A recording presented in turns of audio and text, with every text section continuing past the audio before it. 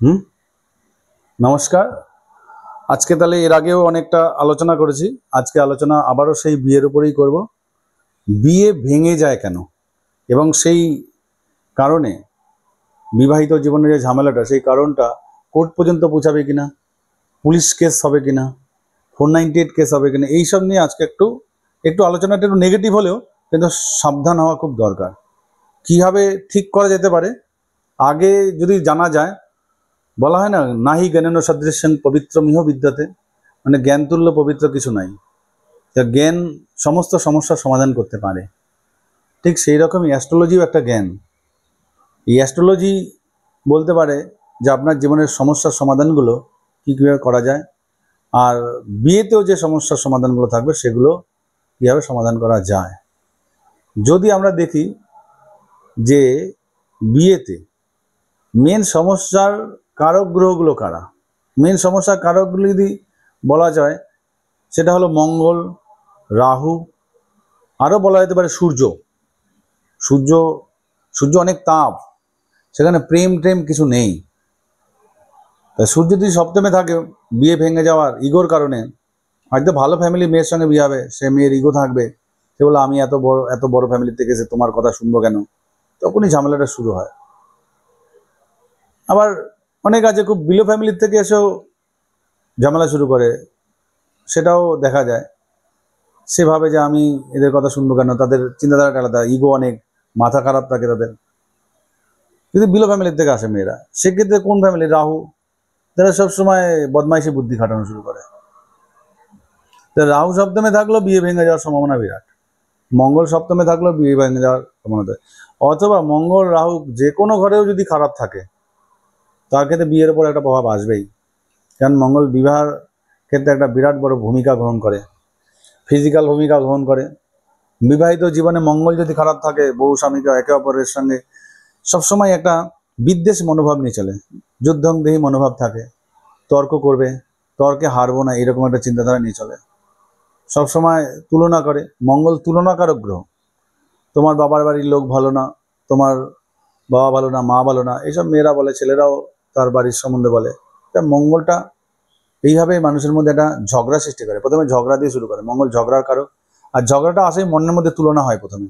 যার মঙ্গল খারাপ থাকে তারা সবসময় তুলনা করবে, সে যে কোনো মানুষের সঙ্গে তুলনা করে, তার কেরিয়ারের জীবনেও সে তার বন্ধুদের সঙ্গে তুলনা করে, বিবাহের পরে তার বিয়ের আত্মীয় স্বজনের সঙ্গেও তুলনা করে। কেমন করে, যেমন তার বোন থাকে, শালির বরের সঙ্গে তার তুলনা করে, অন্যান্য জ্যাঠতো শালির সঙ্গে তার শালির বর এবং শালির সঙ্গে তুলনা করে নিজেকে। মেয়েরাও তাই করে, তার ননদের সঙ্গে তুলনা করে যদি মঙ্গল খারাপ থাকে। এই তুলনামূলক গ্রহ হলো মঙ্গল। তাই মঙ্গল ঠিক করা খুব দরকার। মঙ্গল যদি ঠিক না থাকে, মানে কেস পর্যন্ত হতে পারে, বিবাহ বিচ্ছেদ হওয়ার সম্ভাবনা থাকে। শুধু থাকেই না, মঙ্গল খারাপ হওয়া দেখিনি আমি বিবাহ বিচ্ছেদ ছাড়া থেকেছে, সহজে বিবাহ বিচ্ছেদ হয়ে যায় যদি প্রিকশন না নেয়, যদি ভালো ভালো স্টোন না পড়তে পারে, মঙ্গলের স্টোন, রেড কোরাল। এবার আসি রাহুর কথাতে। রাহু কি করে, রাহু সবসময় ছলচাতুরি করে। আর মানুষ একটা দিনের পরে, ছেলেই হোক আর মেয়ে হোক, তার যদি আমি ছলচাতুরি করি, নিঃসন্দেহে আমার বউ বুঝে যাবে। ঠিক সেই রকমই আমার বউ যদি ছলচাতুরি করে, আমিও বুঝে যাব। ঠিক সেই জন্য ছলচাতুরি ব্যাপারটা বেশি দিন চলে না, 2-1 দিন চলে। তারপরে আস্তে আস্তে না, ঠিক মনের মধ্যে, একটা মন এমন একটা জিনিস না, কোনো কিছু হচ্ছে, আমার বিরুদ্ধে কেউ কথা বলছে অনেক দূরেতে, আমার মন না সাড়া দিতে, এটাই তো মনের মধ্যে, এটাই মনের একটা বিশাল বড়, মানে ইনটুইটিভ পাওয়ার প্রত্যেকের মধ্যে থাকে। মানুষ না বুঝে যায়, বিপদ আসার আগেও মানুষ না অনেকে বুঝতে পারে যে এই মনে বিপদ আসছে, তারপরে ইগনোর করে যায়। ঠিক সেরকমই কেউ যদি আমার সম্বন্ধে কোনো খারাপ আলোচনা করে পেছনে পেছনে, সেটাও মন বুঝে যায়, কারণ মনের মধ্যে ভাইব্রেশন হয়, কে কাকে পছন্দ করে না সেটা বুঝে যায়। তাই সেক্ষেত্রে রাহু ছলচাতুরি করলেও, রাহু যদি খারাপ থাকে, সপ্তমে থাকলেও খারাপ হতে পারে, আবার রাহু বিভিন্ন জায়গায় খারাপ হতে পারে। রাহু শনি একসঙ্গে বসেছে, রাহু তাহলে শনি খারাপ, রাহু খারাপ। রাহু বৃহস্পতি একসঙ্গে বসে, রাহু খারাপ, সেখানেও বিবাহ জীবনে খুব একটা মধুরতা আসবে না। কিন্তু বিচ্ছেদ কখন ঘটবে, যদি কেতু মঙ্গল একসাথে থাকে, কেতু শুক্র রাহু, মানে কেতু শুক্র একসঙ্গে আছে, মঙ্গল বসে রয়েছে, বা কেতু চন্দ্র শুক্র বসে রয়েছে, সেক্ষেত্রেও যে কোনো ঘরে বসতে পারে। আর সপ্তম স্থানে বসলে তো সম্ভাবনা প্রবল।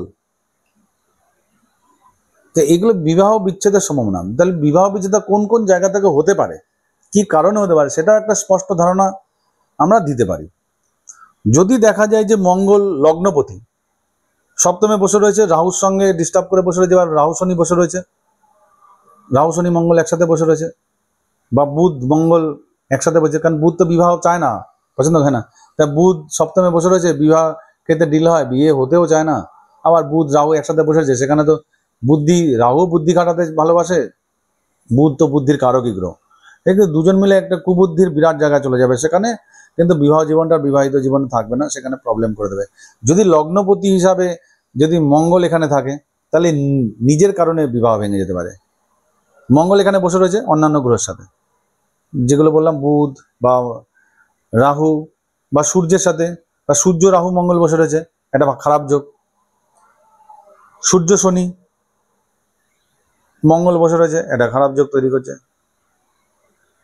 এবার এই গ্রহগুলো যদি লগ্নের সঙ্গে, মানে সূর্যই হোক, শনি হোক, আর রাহুই হোক, আর মঙ্গল হোক, বুধ হোক, যদি লগ্নপতি হয়, তাহলে কিন্তু নিজের কারণে, নিজের ভুলের কারণে বিবাহ ভেঙে যেতে পারে, বা নিজের অত্যন্ত অহংকারের কারণে বিবাহ ভেঙে যেতে পারে।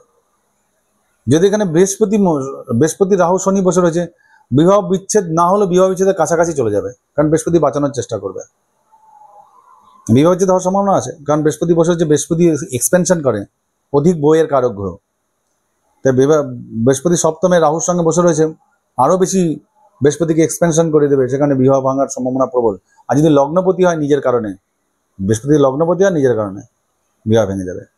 এই যে নিজের কারণে বিবাহ ভাঙবে কিনা, যদি এই গ্রহগুলো সব সাতখানা গ্রহের যে কোনো একটা গ্রহ লগ্নপতি হয়ে যদি সপ্তমে বসে থাকে, এবং তার সঙ্গে যদি এই কম্বিনেশন রাহু শনি বা কেতু মঙ্গল, মঙ্গল শনি, মঙ্গল বুধ শনি, মঙ্গল বুধ রাহু শনি, এরকম কম্বিনেশন হয়,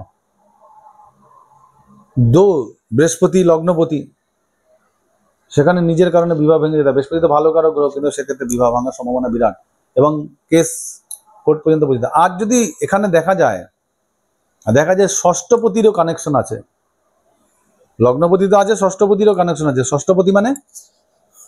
ষষ্ঠপতি মানে লগ্নের থেকে 6 ঘর দূরে, লগ্নকে 1 নম্বর ধরে 1 2 3 করে 6 নম্বর ঘরের যদি লর্ড যদি বসে থাকে, সেক্ষেত্রে কোর্ট পর্যন্ত পৌঁছতে পারে। আমার যদি লগ্ন থেকে অষ্টমপতি, এই গ্রহগুলো ধরো শনি অষ্টমপতি, বা বুধ অষ্টমপতি, বা চন্দ্র অষ্টমপতি, বা শুক্র অষ্টমপতি হিসাবে সপ্তমে বসে রয়েছে, ঠিক আছে, তাহলে কিন্তু বিয়ে ভেঙে যাওয়ার সম্ভাবনা আছে। বা কেতু অষ্টমপতি হিসাবে বসে রয়েছে, বিয়ে ভেঙে যাওয়ার সম্ভাবনা বিরাট। অথচ মঙ্গল কিন্তু থাকতেই লাগবে এখানে, মঙ্গল এখানে থাকতেই হবে সপ্তমে, তাহলে বিয়ে ভাঙার সম্ভাবনা প্রবল হয়ে যাবে। তা অষ্টমপতি যদি মঙ্গল সপ্তমে থাকে, তাহলে তো বিবাহিত জীবনে বিরাট কষ্ট। বিয়ের পরে এমন হতে পারে, শারীরিক কষ্ট হতে পারে, আবার মানসিক কষ্ট হতে পারে, আবার সম্পর্কের কারণে রিলেশনশিপের কষ্ট হতে পারে, রিলেশনশিপটা ভেঙে যাওয়ার সম্ভাবনা বিরাট থাকে। আর তার সঙ্গে যদি শনি এসে বসে, রাহু এসে বসে, যে কোনো ঘরের মালিক হয়ে, যদি লগ্নপতি সপ্তমে থাকে, সেক্ষেত্রে নিজের কারণে, কিন্তু কি লগ্নপতি সপ্তমে থাকে, বিয়ে ভাঙার কারণটা কিন্তু অনেকটা কমেও যায়, কারণ লগ্ন নিজের চেষ্টা করলেই বিয়েটা ঠিক হয়ে যায়। অনেক সময় দেখেন লগ্নপতি একটা শুভ গ্রহ, তার জন্য অনেক সময় নিজের কারণে যদি লগ্ন, মানে এই ঘরগুলোর জন্য বিয়ে যদি ভাঙে, তার জন্য বলছে লগ্নপতি যদি সেখানে থাকে অথচ বিয়ে ভেঙেছে, তাহলে বলতে লাগবে নিজের বোকামির কারণে ভেঙেছে। দ্বিতীয় পতি যদি থাকে, বিভিন্ন রিলেশন, বাড়ির লোকজনের কারণে, দ্বিতীয় পতি ওইখানে বসে রয়েছে, এবং ওখানে বিভিন্ন গ্রহের কনজাংশন আছে, যেমন মঙ্গল আছে, রাহু আছে, শনি আছে, কেতুও থাকতে পারে, রাহু পরিবর্তে কেতু থাকতে পারে, কেতু নেই রাহু থাকতে পারে, বা রাহু নেই কেতু বসে রয়েছে, চন্দ্র বসে রয়েছে রাহুর সাথে, বা সূর্য বসে রয়েছে রাহুর সাথে, মঙ্গলের সাথে, আর দ্বিতীয় পতি সেই ঘরে বসে রয়েছে, তাহলে বুঝতে লাগবে যে তার বিবাহটা ভেঙেছে দ্বিতীয় পতি, মানে তার বাড়ির আত্মীয় স্বজনের কারণে।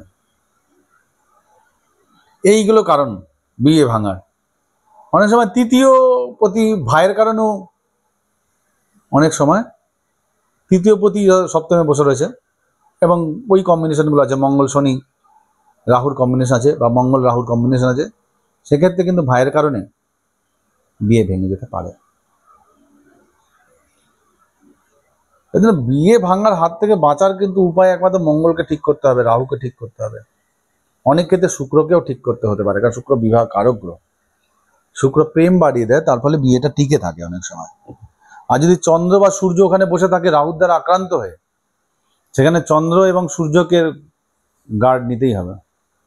এখন 3-4টে গ্রহ থাকে, 3-4টে গ্রহই গার্ড নিতে হবে, ভালো হবে। কিন্তু মঙ্গলের গার্ড নিতেই হবে। বিবাহ ভাঙার মেন কারণই হলো মঙ্গল।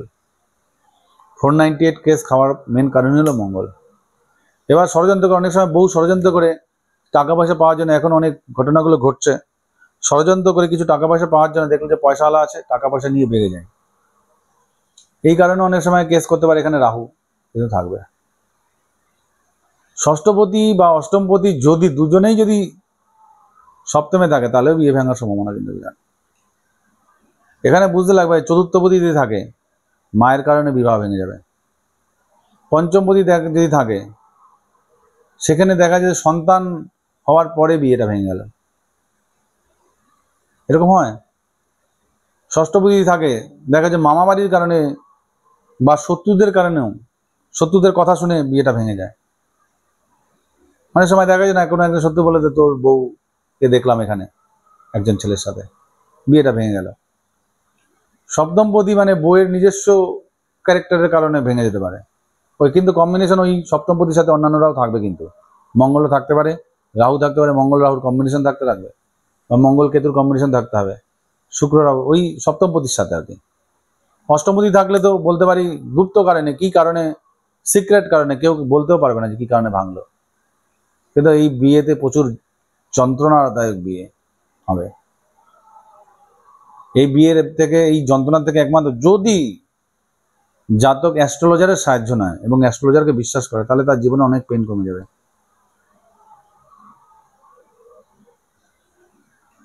নবম, পিতার কারণে বিয়ে ভেঙে যেতে পারে, বা গুরুজনদের কোনো লোকের কারণে বিয়ে ভেঙে যেতে পারে। দশম, স্ট্যাটাস বেশি হয়ে গেলে অনেক সময় বিয়ে ভেঙে যায়। দশমপতি যদি সপ্তমে থাকে, সেক্ষেত্রে তাই হতে পারে। একাদশপতি, পারিপার্শ্বিক বন্ধু বান্ধব সমাজের বিভিন্ন লোকের কথাবার্তা শুনে অনেক সময় বিয়ে ভেঙে যেতে পারে। তারা এই বিয়েটাকে ভাঙাতে কাজ। আগেকার দিনে হতো, গঙ্গার ঘাটে বসে জল তুলতেছে, সেখানে বউ শাশুড়ির মধ্যে ঝামেলা যেতে হয়, সেই রকম একটা ব্যবস্থা পাড়ার লোকরা করে দিত। ঠিক সেটা সমাজ মাধ্যমে বিয়েটা ভেঙে যেতে পারে। কিন্তু কম্বিনেশন 11th লর্ড যদি সপ্তমে থাকে, সেক্ষেত্রে সমাজ মাধ্যমের মাধ্যমে বিয়েটা ভেঙে যেতে পারে। কিন্তু সেখানে 11th লর্ড থাকতে হবে ষষ্ঠপতি বা অষ্টমপতির সাথে কানেক্টেড, বা মঙ্গল রাহু, এইসব কম্বিনেশন যেগুলো বলেছিলাম, মঙ্গল রাহু শনি, মঙ্গল চন্দ্র রাহু, মঙ্গল চন্দ্র সূর্য রাহু, এই যে কম্বিনেশন, এই কম্বিনেশন অষ্টম মানে একাদশপতির যদি সাথে যদি হয়, তাহলে ওই একাদশপতি সমাজ মাধ্যমের লোকগুলোর জন্য ভেঙে যেতে পারে। আবার এদিকে বুঝতে লাগবে সূর্য কোথাকার। সূর্য দেখা গেল যে পঞ্চমভাব, সেখানে দুটি, বাচ্চা হওয়ার পরে ভাঙবে, অথচ সমাজ মাধ্যমের লোকের কথা শুনে। আবার বুধ রয়েছে সেখানে, বুধ দেখা গেল যে এখানে পঞ্চমপতি, তাহলে সন্তান হওয়ার পরে ভাঙবে। কিন্তু আবার বুধ দেখা যায় নবমপতি, ভাগ্যের কারণে বিয়ে ভেঙে যেতে পারে, ভাগ্যটাই খারাপ হয়ে গেল, বা পিতার কারণে বিয়ে ভেঙে যেতে পারে, এবং সমাজ মাধ্যম দুজনের মাধ্যমেই বিয়ে ভেঙে, দুজনের কম্বিনেশন থাকবে। দেখলো বুধ তৃতীয়পতি, ভাইয়ের কারণে, শত্রুর কারণে বিয়ে ভেঙে যেতে পারে। বুধ তৃতীয়পতি, আবার বুধ ষষ্ঠপতিও, যদি মেষ লগ্নের ক্ষেত্রে বিয়ে ভেঙে যায়, মেষ লগ্নের জাতকের বিয়ে ভেঙে যায়। এবং বুধ বসে রয়েছে সপ্তমে, বসে রয়েছে সূর্য, বসে রয়েছে মঙ্গল, এবং বসে রয়েছে রাহু, সেক্ষেত্রে কিন্তু আবার দেখতে লাগে মঙ্গল কোন ঘরের কারক। দেখা গেলো মঙ্গল অষ্টম ঘরের কারক, তা মঙ্গল যদি অষ্টম ঘরের কারক, তাহলে সেই বিয়েতে বিরাট বড় ঝামেলা হবে, বিরাট পেইন হবে, কষ্ট পাবে। আর দ্বাদশপতি যদি বিবাহস্থানে বসে থাকে, বিয়ে ভাঙার সম্ভাবনা প্রবল, বিয়ে ভাঙার সম্ভাবনা প্রবল। কিন্তু এখানেও দেখতে লাগবে যে দেখা গেল যে সেই জাতক বিদেশে থাকে, তাহলে এই দ্বাদশপতি কিন্তু বিয়ে ভাঙবে না। এই হলো মোটামুটি একটা আলোচনা। আরো ইনডেপথ আলোচনা করে দিতে পারে, নবাংশ চক্র দেখে আলোচনা করতে হবে। এরপরে নবাংশ চক্র বিবাহিত জীবনে কতটা প্রভাব ফেলে সেটা নিয়ে আলোচনা করব। আজকে এতটুকুই থাক। নমস্কার, সবাই আশীর্বাদ করবেন।